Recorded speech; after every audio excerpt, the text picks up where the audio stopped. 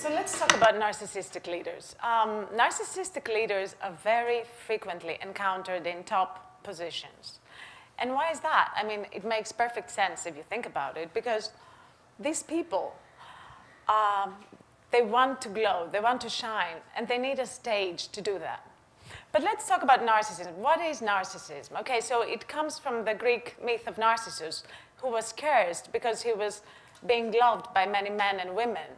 And as a result, Nemesis cursed him and said, well, you're going to fall in love with yourself for the rest of your life. And he died as a result because he was looking at himself on a lake, on his reflection, and then eventually he died because he wasn't eating, he wasn't sleeping. And what about narcissism? So narcissism has good elements and bad elements. So we have the normal elements and the pathological ones. And interestingly, many CEOs have the grandiose, the pathological type of narcissism. And there's also another type of narcissism, which is, the name is, sorry, I have a bit of anxiety with the presentation. So we have the grandiose, but we also have the ones that are very shameful, and they're kind of hiding. But when we talk about CEO narcissism, we talk about the grandiose type. And why do they want to be CEOs? Because what happens is, because they're very confident and very charming as people, they very quickly rise to the top. So they climb and climb with the organizational ladder, and at some point they become CEOs. And why is that? Because they have a lot of confidence, a lot of charm, a lot of charisma. And the people that assess the leadership potential, they say, oh, they must take the confidence with the competence. And this is how we end up with the narcissistic CEOs. And what is interesting is that we have the positive element of narcissism, so confidence and self-esteem and empathy and assertiveness, but we also have the dark side of narcissism, which is self-absorption, being, focused, obsessed with ourselves. And so if we put together the position, the CEO position, with the narcissistic predisposition, this can have devastating effects for the organization as such. And so we see these people, because they have this ability, to manipulate others, to make these grandiose moves and gestures, so they very quickly rise to the top. So let's imagine this big audience, and the CEO position allows you to have this great audience in which you can do whatever you want, basically, right? Because they have a lot of power, a lot of authority, and they get to do many things. They can do the changes that they want. They can fulfill their crazy visions, the grandiose visions, as we say in psychology. But how did these people, what happened to them and they became narcissistic in the first place? These people were lonely children that weren't loved as much by their parents. And this emotional deprivation led them, they had this craving. We talked about craving yesterday. They had this craving for love from their parents, and yet they didn't get it. And as a result, this need to be loved became a need to be admired. So this is their main motivation. This is why this need to be admired is very much, it allows them to be so focused with status and power and being recognized and admired. And what happens, the dynamic between the followers and the leaders, the narcissistic leaders, is very interesting, because what happens is we have the narcissistic leader on the one hand, and then we have the susceptible followers, the vulnerable followers. And the followers see in the leader the ideal person that they want to have. So they start projecting all these things onto the leader. So they might say that he's super smart. And he's omniscient, he knows everything. He's omnipresent, he's here for us. And so they start projecting all these crazy things that they want for themselves to their leader. And the leader is mirror hungry because he's a narcissist. And therefore, being mirror hungry, he craves for the admiration. So the more this happens, the more we have the effect of the fantastic object, which is all this crazy stuff being projected onto the leader. And of course, the narcissistic leader is very happy about that. The more the projection, the happier he becomes. And what happens is we end up in the toxic triangle, which is the narcissistic leader, the susceptible follower, and the contributing environment. And the environment does play a big role to this. And interestingly, for narcissistic leaders to find themselves, the followers must lose themselves. So let's talk about the narcissistic leaders. They have this grandiose self. Let's imagine a bubble, okay? So we have the narcissistic bubble. So the narcissistic leader operates from that bubble. It's a separate kind of reality. So he has these grandiose visions and these crazy ideas and these bold actions that he has in mind. But within that bubble, the leader feels alone. He's isolated, he or she. Isolated, alone, has low self-esteem, a lot of depression. So very frequently, actually, narcissism has comorbidity, so it exists together with depression. So these people, they have this bubble, and underneath, they're suffering. They're alone. And being a CEO, of course, you cannot, share this isolation with the people. And whatever they do has a kind of pleasureless quality. So although they strive, they want to do things, and yet they don't get any satisfaction out of that because they're so alone. And actually what happens is they over-optimize, they over-claim all the good things they do, but they suffer with criticism. They cannot stand being criticized because they feel so humiliated. And they take these amazing big risks. And they do that because they think that they're entitled to success. They think that success is for sure, it's going to happen for them. And they act as if, they take all these crazy risks, and they act as if they have a divine protection, like nothing's going to happen to them. And we often hear the word, in psychology, we hear the term narcissistic rage. So what is that? The narcissist cannot stand criticism, and the moment he feels criticized, he becomes furious. He becomes outraged. And I don't know if you have experienced that rage, but it's heavy. A lot of suffering there. And we have a lot of shame within this bubble. And actually, this grandiose self is a facade, and it doesn't allow leaders to connect on an emotional level with followers. So how do these people, how do they interact with other people? They're frequently being called sharks. And why are they being called sharks? Because they just want to, squeeze people and get out of them as much as they can.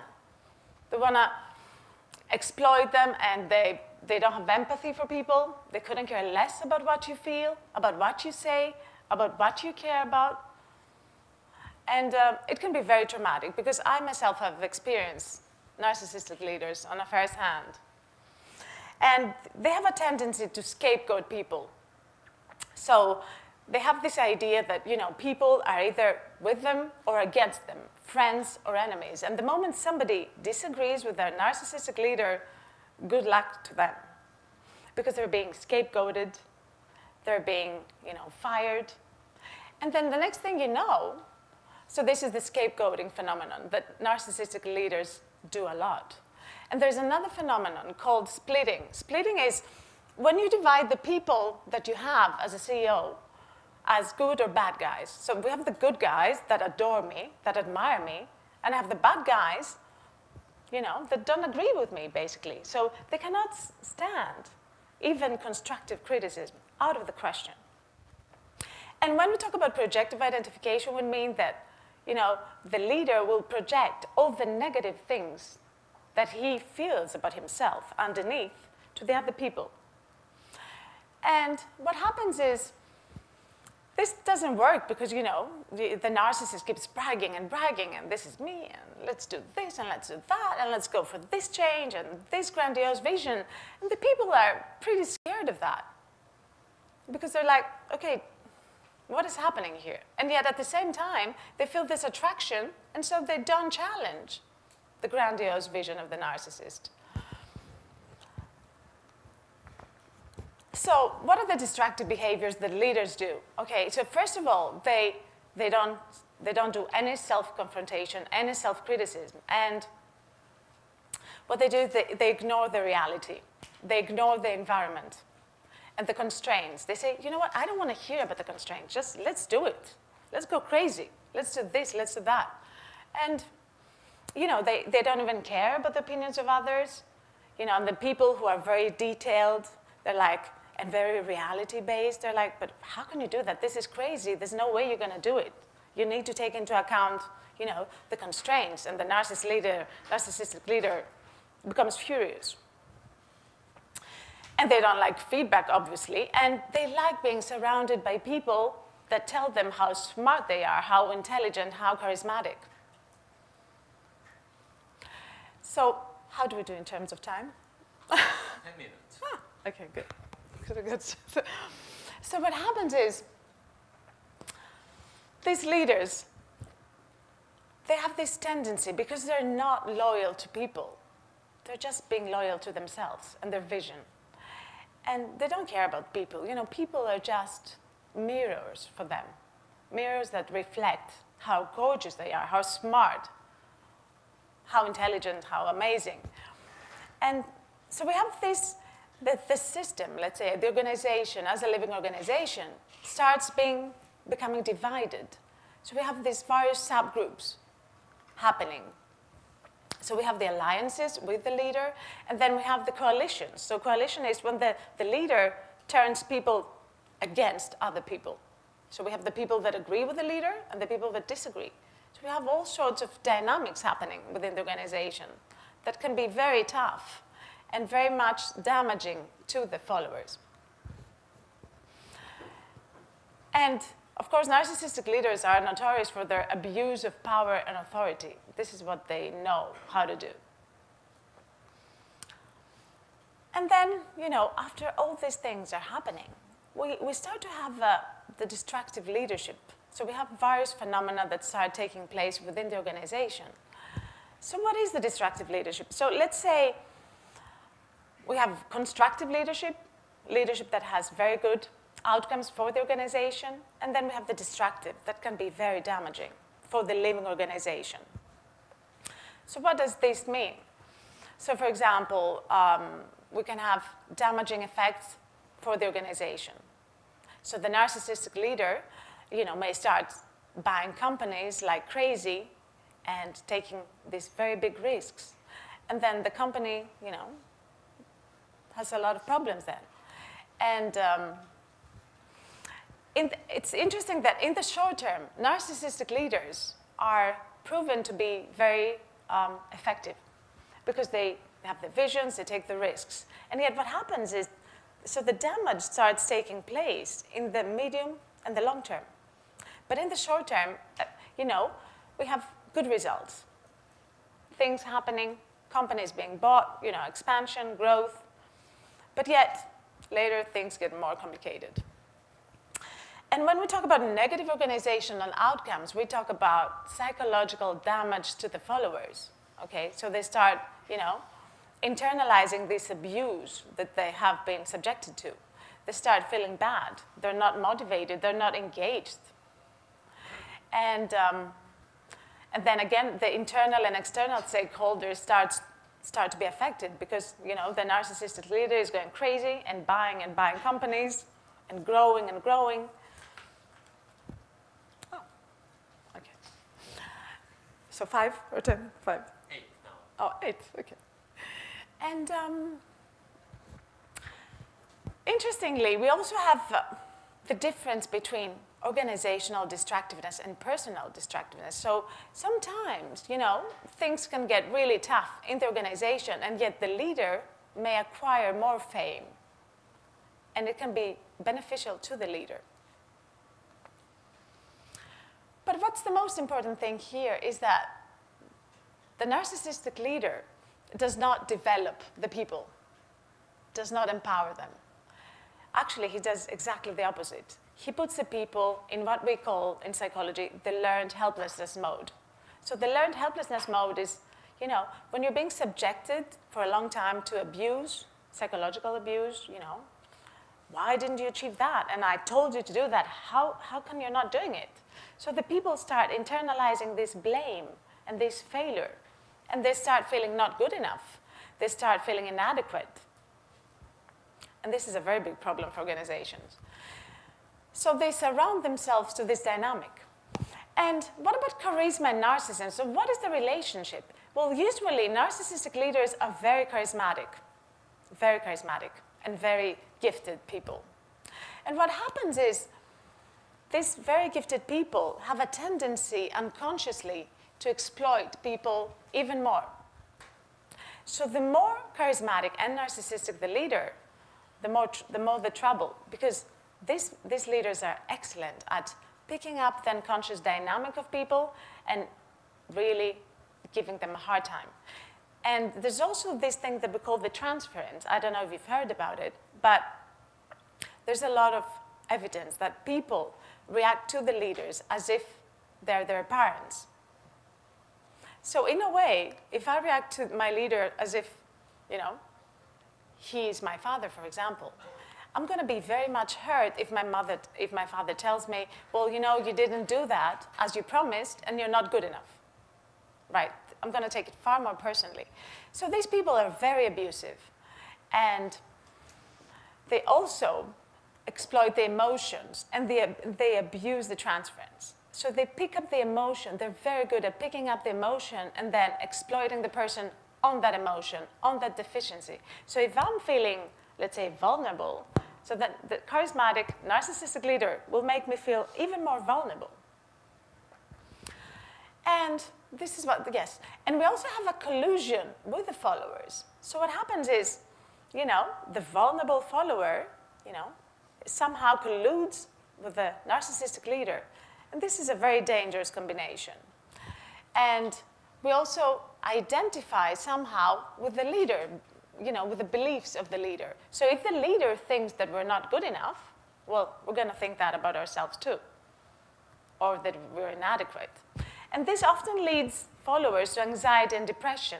And there are many incidents of burnout because of narcissistic leaders. And we have followers that are being very much traumatized, and they need a lot of counseling after that, after such an experience. So how can we help? What can we do? This lovely cat is going to help us.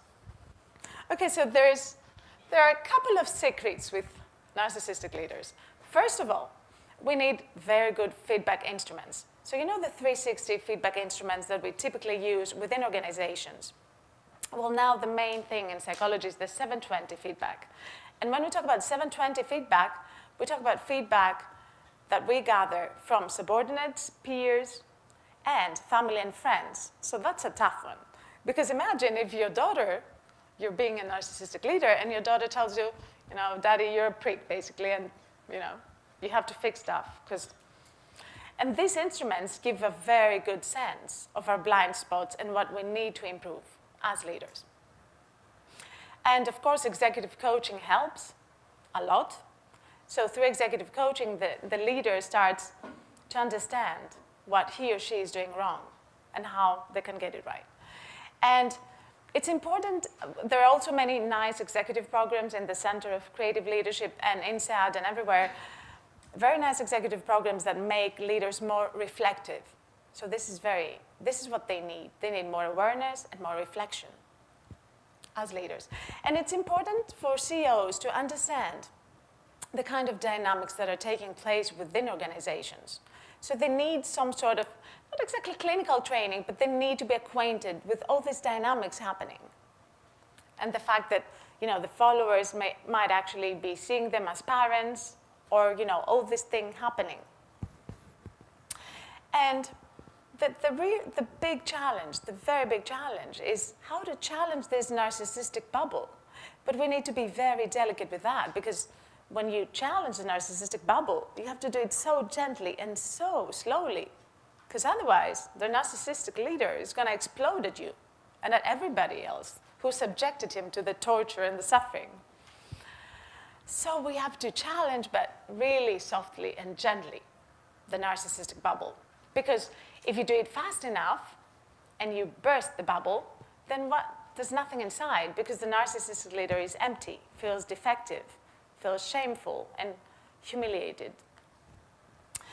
And of course, to confront envy and contempt, because narcissistic leaders have a lot of envy about other people. And the tendency, the natural tendency when you have envy is the desire to take something away from somebody and destroy that. So narcissistic leaders have a lot of envy. But how do you confront this envy? Okay, don't do this at home. This is very dangerous and risky. But there is a way. There are some techniques in order to confront that envy and contempt of leaders. And the one-step down approach is like going to a narcissistic leader and basically saying, I just landed from Mars. I don't know anything. You keep asking all these questions. This is what they like. Narcissistic leaders like questions. They cannot stand being subjected to people that tell them what to do. So you can adopt a coaching approach, asking open questions and as if you don't know anything, and phrase everything tentatively. Like, for example, I wonder why is it so important for you to buy all these companies? And what is it exactly that you have on your mind with your expansion plan, for example? And then there are specific instruments like the pathological narcissism inventory that actually measures how pathologically narcissist you are. So that's a very important instrument for the people that assess the leadership potential for a C-level and a CEO level especially. So we can use this instrument and see whether the person, the leader, the promising leader, is actually narcissistic in a good way or a bad way. And of course, we can use organizational checks and balances like measures in organizations so as to safeguard the organization as much as possible from the damage of leaders. And finally, it's very important to investigate failure. What happened? Let's say we bought this company. So why did the project fail? Why didn't this company do well? Or why didn't this change initiative, why wasn't it successful? So, yes. Am I on time? Yeah, I guess. Okay. You're doing great Okay. also.